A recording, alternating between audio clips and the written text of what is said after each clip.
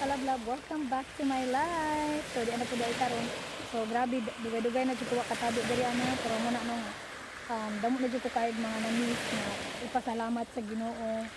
no, sa mga blessings, sa mga pagsulay mo niabot sang kinabuhi. So muna no karon pasalamat jud dako jud sa Ginoo no nga grabe jud ang Ginoo nga ga-work nga muto sa katong nasakit si Papa ni ganahan kay kumuadto pero mo lagi na wala kay ikakuan adto inana pero grabe ang provision sa Ginoo naka-hit big ambulance social lang sa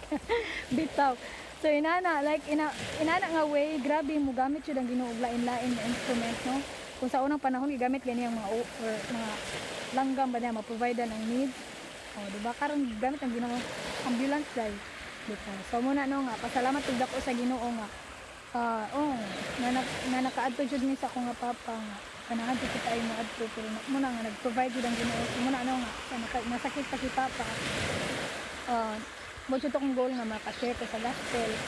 so muna no thankful ko kay sa Ginoo nga naa po siya open heart ilang nilulula kung mga igsoon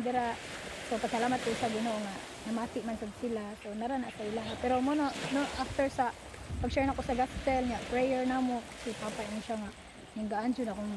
pamati kauman sa prayer so muna no dako na akong kalipay nga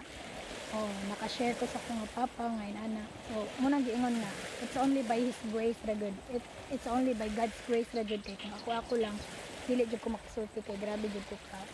mauwawon grabe jud ko ka hilumon pero inana kung ikaw bisag unsa pa ka kahilumon kung gamiton na ka sa Ginoo mahimo ra kang tabian tuhon pero lahi na imong itabi nimo ang pulong sa Ginoo love